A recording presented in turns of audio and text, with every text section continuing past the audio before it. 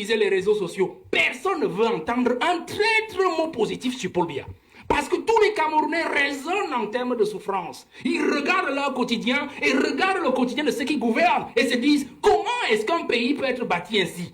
Des gens qui sont heureux, des imbéciles heureux qui nous dirigent, et du peuple qui travaille tous les jours et dont la sueur de son front est utilisée par des individus qui le dirigent. Voilà, aujourd'hui, personne ne va entendre un traître mot. Donc si Biya s'en va en laissant le pays à l'heure actuelle, il subira la même ingratitude qu'il a fait subir au président Ahidjo jusqu'aujourd'hui. Nous souffrons de ça. Donc vous comprenez que si je fais une parenthèse sur la survie du pays, nous entrerons, la première chose que le prochain président doit faire, c'est de restituer l'honneur du président, l'honneur et le président, de la dignité du président Ahidjo. Pour que le Cameroun ait un avenir radieux, où s'ouvrent des horizons. L'autre héritage, donc, quand je reste dans l'égoïsme, l'héritage d'égoïsme, il nous a laissé un pays, il est en train de nous laisser un pays de népotisme, où on dirige avec ses enfants, on dirige avec son épouse, on dirige avec les neveux. Et on parlait du sous-sol camerounais qui est intact. Bon, d'accord, moi je suis d'accord avec le professeur, parce qu'en fait, ce qu'ils sont en train de faire dans nos brousses à l'est et partout dans le sud, bon, ils sont en train de gratter le sous-sol, parce qu'on n'en a plus que ça. Mais on dit, l'honorable a dit, on a préservé notre sous-sol comment dire, de l'appréhension de l'étranger. D'accord, je suis d'accord. Mais notre sous-sol n'est pas préservé des rapaces internes. Suivez seulement tous les contrats qui sont signés au Minmid.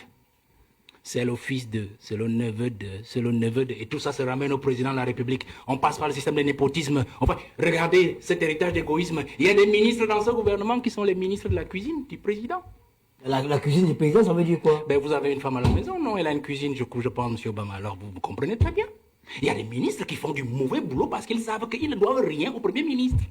Parce que le Premier ministre n'a jamais proposé la nomination. Il y a des ministres aujourd'hui qui savent qu'ils sont des ministres du sang de Paul Biya, de la progéniture de Paul Biya. Vous comprenez? Et donc, moi je m'amuse quand je vois des Camerounais surpris, pleurer tous les jours. Tel ministre, on dit les poubelles, tel ministre, on dit les routes, on dit ceci. J'ai dit, mais vous ne comprenez pas quoi? Voilà l'héritage que le président a de nous laisser. Un héritage des hommes de cuisine. Un héritage des hommes de filiation. Alors c'est ça qu'il faut abréger dans la prochaine succession. Je pense encore que lorsqu'on rentre dans cet héritage-là de Paul Biya, l'héritage négatif, l'héritage noir, qu'il faut absolument changer, qu'il faut absolument renverser, il faut rester dans cette logique de Paul Biya qui justement nous laisse un héritage d'un homme dépensier.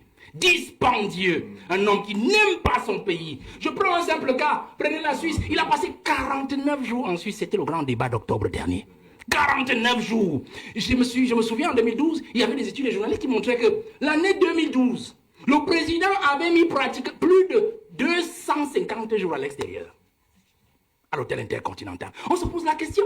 Ahidjo n'avait jamais passé plus de 15 jours à l'extérieur. Quand il y allait, c'était soit pour congé d'une semaine, il prenait son congé annuel, il partait à la Côte d'Azur, il revenait quelque part ici à Nassarao dans son village, ou alors il allait à Moulvoudaï. Parce que même quand vous arrivez sur la milieu de Moulvoudaï, je ne sais pas si ça a changé quand j'étais sur le terrain, vous allez trouver les derniers babouches du président Ahidjo, ces derniers sandales, et un t-shirt posé sur le lit, sur lequel il venait souvent dormir à Moulvoudaï.